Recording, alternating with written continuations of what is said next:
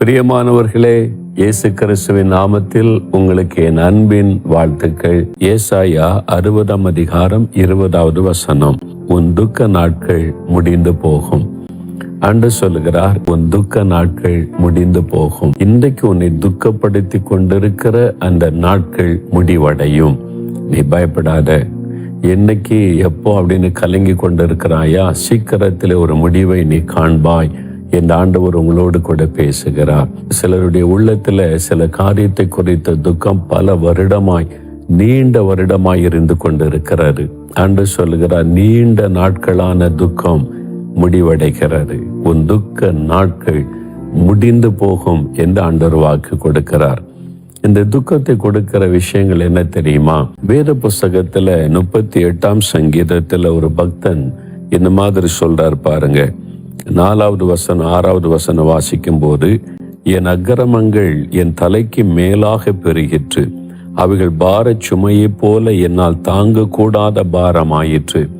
நான் வேதனைப்பட்டு ஒடுங்கினேன், நாள் முழுவதும் துக்கப்பட்டு திரிகிறேன். பாவத்தின் பாரம் அழுத்துகிறதுனால நான் நாள் முழுவதும் துக்கப்பட்டு திரிகிறேன்.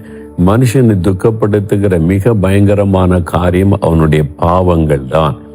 அதிலிருந்து விடுதலை பெற்றுட்டாலே அவனுடைய வாழ்க்கையில நிறைய ஆசீர்வாதமான மாற்றங்கள் வந்துவிடும். ஒரு சமயம் ஒரு வாலிபன் என்னை சந்தித்தான். மதுபான பழக்கம், குடி, போதை, அப்புறம் போதை வஸ்துகள் இதெல்லாம் பயன்படுத்தி அவனுடைய வாழ்க்கை சீரழிந்து விட்டாரு. அப்ப நான் கேட்டேன், எப்படி இந்த பழக்கத்துக்குள்ள வந்தேன்? துக்கத்தோட. இதனால என்னுடைய லைஃபே பாதிக்கப்பட்டு போச்சு. என்னால் வேலை செய்ய முடியல, வேலைக்கு போக முடியல. அப்போ என் குடும்பத்தில் எல்லாரும் நல்ல நிலைமைக்கு வந்துட்டாங்க, நான் மாத்திரம்தான் சும்மா இருக்கிறேன். திருமணமும் ஆகலை, வயசமாகி போச்சு, என் வாழ்க்கையை பாதிக்கப்பட்டு போச்சு. ஒரு துக்கம். அது எதனால வந்தது? பாவத்தினால வந்த துக்கம். அப்போ அந்த வாலிபன் சொன்னான், காலேஜில் படிக்கும்போது விளையாட்டாய் குடிக்க ஆரம்பித்தது. நான் நினைத்தேன் 3 வருஷம் ஜாலியாக இருந்துட்டு படித்து முடிச்சுட்டு அப்புறம் வேலைக்கு போகிறேன், அப்போ எல்லாத்தையும் விட்டுட்டு நல்ல வாழ்க்கை வாழலாம் அப்படிதான் நினைச்சேன். ஆனா அந்த மதுபானத்தை என்னால் விட முடியவில்லை. அது என்னை தொடர்ந்து தொடர்ந்து தொடர்ந்து பாதித்தனை அடிமையாக்கி விட்டது. அதனால இந்த பாவ பழக்கங்கள், ஃப்ரெண்ட்ஸோட சேர்ந்து வந்த பழக்கங்கள் எல்லாம் என்னை சொண்டு கொண்டது. இவெல்லாம் படிச்சு முடிச்சு அவங்கவுங்க வேலைக்கு போயிட்டாங்க, நான் தனித்து விடப்பட்டுட்டேன். இப்போ இந்த பாவம் மட்டும்தான் என் கூட இருக்குது, அதை என்னால் விட முடியல. அது போக மாட்டேன்னு சொல்லுது, அதனால விடவும் முடியல. அதனால பாதிக்கப்பட்டு துக்கமாகவும் இருக்குது, வேதனையாகவும் இருக்குது. எதிர்காலத்து குறித்த ஒரு நம்பிக்கையும் இல்லை, என்ன பண்ணேன்னு தெரியல. நான் சொன்னேன், இன்னைக்கு மெய்யா இதுல இருந்து விடுதலை பெற விரும்புறீங்களா அப்படின்னு கேட்டேன். நான் விரும்புறேன், ஆனா எனக்கு விடுதலை கிடைக்குமா? இயேசு கிறிஸ்து உங்களுக்கு இதிலிருந்து விடுதலை கொடுத்து இந்த துக்கத்திற்கு ஒரு முடிவை உண்டாக்குவார். அவரால் தான் இதுக்கு முடிவு உண்டாக்க முடியும். ஏன்னா அவர் தான் சிலுவையில் உங்களுடைய பாவத்தை சுமந்திருக்கிறார். அவர்கிட்ட ஒப்பு கொடுங்கன்னு சொன்ன போது சரின்னு சொல்லி அன்றைக்கு இரவு அவங்க வீட்டில் போய் முதல் லைஃப்பில் முழங்கால் போட்டு, இயேசுவே என் பாவத்தை மன்னிங்கன்னு செபித்த போது ஆண்டவர் தொட்டார். அந்த மனம் திரும்புகிற இருதயம் வந்த உடனே ஆண்டவர் தொட்டார். ஆண்டோடைய வல்லமை தொட்டது. ஒரே ராத்திரியில அவனுடைய லைஃப் கம்ப்ளீட்டா சேஞ்ச் ஆகிவிட்டார். அதன் பிறகு மதுபானத்தை குறித்து எண்ணமும் வரல, போதை வஸ்துகளுக்கு எண்ணமும் வரல. ஆண்டவர் பாருங்க, நல்ல குடும்பம், வாழ்க்கையை அமைத்து கொடுத்து ஆசீர்வதித்து மேன்மையாய் வைத்திருக்கிறார். துக்க நாட்கள் முடிவடைந்தது. ஆண்டவர்கிட்ட ஒப்பு கொடுங்க போதும், அவ்வளவுதான், ஆண்டவர் முடிவை உண்டாக்கிடுவார். சிலருடைய வாழ்க்கையில வியாதி ஒரு பெரிய துக்கத்தை கொடுக்கும். வேத புஸ்தகத்தில் யோவான் 5 அதிகாரத்துல நீங்க 5-6 வசனம் வாசித்தா, எருசலேமில் பெதஸ்தா குளத்தின் அருகே 38 வருஷம் வியாதி கொண்டு ஒருவன் படுத்திருந்தான். 38 வருஷம், எவ்வளவு காலம் பார்த்தீங்களா? நீண்ட நாட்கள். இந்த வியாதியின் வேதனை சரீரத்தில் ஒரு பக்கம், மனதில் உண்டான துக்கம். என் வாழ்க்கை நம்ம அவ்வளவுதான் நினைத்தான். ஆனா இயேசு ஒரு நாள் அவனை சந்தித்தார். இயேசு சந்திக்க வரைக்கும் தான் துக்கம் தொடரும். இயேசு சந்தித்த போது அவன் இயேசுடைய வார்த்தைக்கு கீழ்ப்படுகிறான். எழும்பி நட அப்படின்னு இயேசு சொன்னார். அந்த வார்த்தைக்கு அவன் கீழ்ப்படிந்த உடனே ஒரு அற்புதம் நடக்கிறது. 38 வருஷ துக்கம் முடிவடைந்தது. அதுதான் இயேசு பாருங்க. அவர் சந்திக்கும் போது துக்கத்துக்கு முடிவு வந்துவிட இன்னைக்கு உங்களை சந்தித்து கொண்டிருக்கிறார். இந்த நிகழ்ச்சியின் மூலம் உங்களை சந்தித்து கொண்டிருக்கிறார். ஏன்னா இன்றைக்கு உங்களுடைய துக்கத்திற்கு அவர் முடிவை உண்டாக்க விரும்புகிறார். எத்தனை வருஷ வியாதியா இருக்கட்டும், பிறவி குறைபாடாவே இருக்கட்டும், இயேசுவால் அதை சரிப்படுத்த முடியும். விசுவாசிங்க. வெகு காலமாய் நீங்க பாதிக்கப்பட்டு வர்றீங்கல்ல, அதுக்கு ஒரு முடிவை ஆண்டவர் இன்றைக்கு உண்டாக்க போகிறார். சரியா? நீங்க அற்புதத்தை காண்பீங்க. இந்த மனுஷனுக்கு 38 வருஷ வியாதியிலிருந்து ஆண்டவர் விடுதலை கொடுத்தார். உங்களுக்கு விடுதலை தருவார். மத்தேயு 17 அதிகாரத்தில் ஒரு மனுஷன் இயேசுவண்டே வருகிறான். அவர் என்ன சொல்றாருன்னா, என் மகன் அசுத்தாவினால் மிகவும் வேதனைப்படுகிறான். அசுத்தாவினால் உண்டாகிற ஒரு கஷ்டம். மத்தேயு 17 அதிகாரம் 15ஆம் வசனத்துல, ஆண்டவரே என் மகனுக்கு இறங்கும், சந்திரரோகி அறிந்து வேதனைப்படுகிறான். இதே சம்பவம் தான் மார்க் 9ஆம் அதிகாரத்தில் எழுதப்பட்டு இருக்கிறது. ஆண்டவர் கேட்கிறாரு, எப்போ அவனுக்கு உண்டாச்சுன்னா சிறு வயது முதலே. இப்ப வாலிபன் ஆயிட்டான். வெகு காலமா என்னைக்குதான் இதுக்கு முடிவு வரும்? என் பிள்ளை அந்த அசுத்தாவி வாதிக்குது, நெருப்புல தள்ளுது, தண்ணியில தள்ளுது, அவனை கொல்லும்படி போராடுது. இந்த பிசாசினால தாய் தகப்பனுக்கு துக்கம், ஒரு மகனை பார்க்கும் போதெல்லாம் துக்கம், இந்த மாதிரி கஷ்டப்படுகிறானே என்ற துக்கம். இன்னைக்கு உங்க வாழ்க்கையில கூட அந்த மாதிரி ஒரு துக்கம் உங்களை நீண்ட நாட்களாய் பாதித்து கொண்டிருக்கிறதா?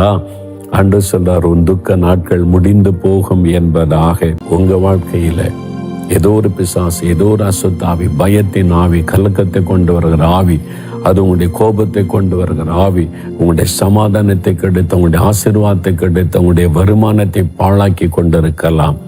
பொருளாத அந்த ஆவியினுடைய கிரியைகளை ஆண்டவர் அழித்து உங்க துக்கத்துக்கு ஆண்டவர் இன்றைக்கு முடிவை உண்டாக்க போகிறார்.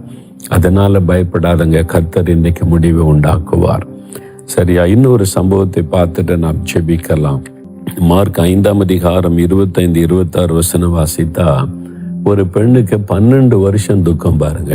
12 வருஷமாய் பெரும்பாடுள்ள ஒரு ஸ்திரீ, அவளுடைய சரீரத்தில் உண்டான வியாதி இருக்கிற பெரும்பாடு என்கிற பெண்கள் அந்த நோயினால் தாக்கப்பட்டப்படுற கஷ்டம் இருக்க, மரண வேதனை. அந்த மாதிரி இந்த மகள் கர்ப்பப்பையில உண்டான பிரச்சனையில கஷ்டப்பட்டாள். அநேக வைத்தியர்களால் மிகவும் வருத்தப்பட்டு தனக்கு உண்டானவைகளை எல்லாம் செலவழித்தும் சற்றாகிலும் குணமடையாமல் அதிக வருத்தப்படுகிற போது இயேசுவை தேடி வந்தாள். இயேசு கிட்ட வந்தா பிரச்சனை முடிந்தது. அவளை தொடர்ந்து வந்த துக்கத்திற்கு முடிவு இயேசுதான் முடிவு. பாருங்க, எத்தனையோ டாக்டர்கிட்ட போன வைத்தியர்கள் பண செலவு, சொத்தெல்லாம் வித்து வித்து வித்து செலவு பண்ணி பணமெல்லாம் போச்சு, சொத்தெல்லாம் போச்சு. இப்போ அது வேற கஷ்டம். பல மாத்திரை மருந்துகள் அவங்க கொடுத்து சாப்பிட்டு சைடு எஃபெக்ட்ல அது வேற பாதிப்பு.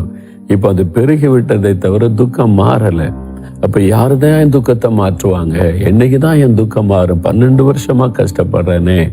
அப்ப இயேசு பற்றி கேள்விப்பட்டு இயேசுவண்டை வந்தாள்.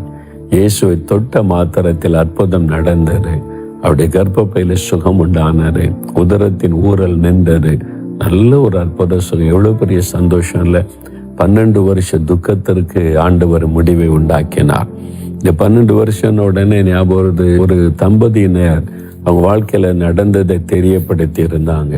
அவங்களுக்கு திருமணமாகி 12 வருஷம் ஆச்சு, குழந்தை இல்லைன்றது ஒரு பெரிய துக்கம், வேதனை. கணவன் மனைவிக்கு, பக்கத்து வீட்டில் இருக்கிறவங்க, சொந்தக்காரங்க, நண்பர்கள் அவங்கள நிம்மதியா இருக்க விட மாட்டாங்க, காயப்படுத்திக்கிட்டே இருப்பாங்க.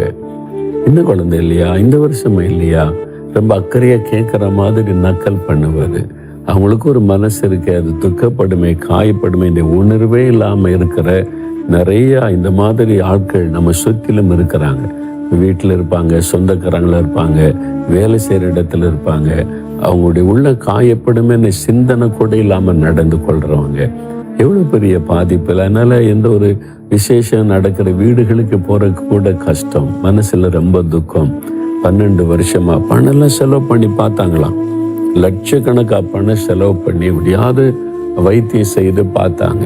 டாக்டர் சொல்லிட்டாங்க, அந்த டியூப் அடைச்சிருக்குது, ஒன்றும் பண்ண முடியாது, டெஸ்ட் பேபி வேணா நீங்க ட்ரை பண்ணுங்க, பல்மற்ற ஆலோசனை எல்லாம் கொடுத்தாங்க.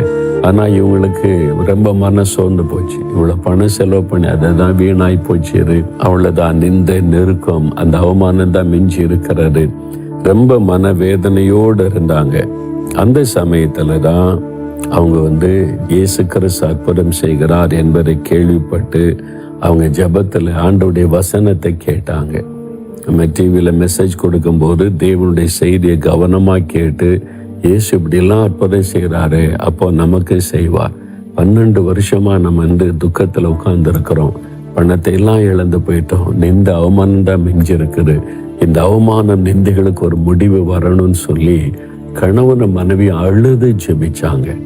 ஆண்டவரிடத்துல கண்ணீர் விட்டார்கள். ஆண்டவர் அந்த கண்ணீரை கண்டார். இந்த பிள்ளைங்க என் சமூகத்தில் அழுறாங்களேன்னு சொல்லி அந்த கண்ணீரை கண்டு உடனே கர்த்தர் ஆசீர்வதித்தார். கர்ப்பத்தை ஆசீர்வதித்தார். 12 வருஷ துக்கம் முடிவடைந்தது. ஒரு பெரிய சந்தோஷம், ஒரு பெரிய மகிழ்ச்சி. எல்லாத்தினோட அந்த நிந்த அவமானம் மாறிச்சு. இனி ஒருத்தரும் பரிகாசம் பண்ணி அற்பமா பேசுகிற காரியம் நின்றது. ஒரு பெரிய ஆசீர்வாதம் பாருங்க. ஆண்டவர் அதை செய்திருக்கிறார். உங்களுக்கு செய்ய மாட்டாரா? இன்னைக்கு செய்வார். நீங்க விசுவாசிங்க. ஆண்டவர் தான் சொல்றார், உன் துக்க நாட்கள் முடிந்து போகும், இனி நீண்டு கொண்டே இருக்காத, நீ பயப்படாத, அதுக்கு ஒரு முடிவை நான் உண்டாக்குகிறேன் என்று தான் ஆண்டவர் சொல்லுகிறார். அதற்கு தான் அவர் சிலுவைக்கு போனார். சிலுவையில் கைகள் ஆணி அடிக்கப்பட்டு கால்கள் ஆணி அடிக்கப்பட்ட ரத்தம் சிந்தி மரித்தது எதற்காக? அவர் நம்முடைய துக்கங்களை சுமந்தார். நம்முடைய பாடுகளை ஏற்றுக்கொண்ட நம்முடைய துக்கங்களை சிலுவையில் சுமந்தார் என்று ஏசாயா 53:4 நாம் வாசிக்கிறோம். இன்றைக்கு எது உங்களை துக்கப்படுத்தி கொண்டு இருக்கிறது?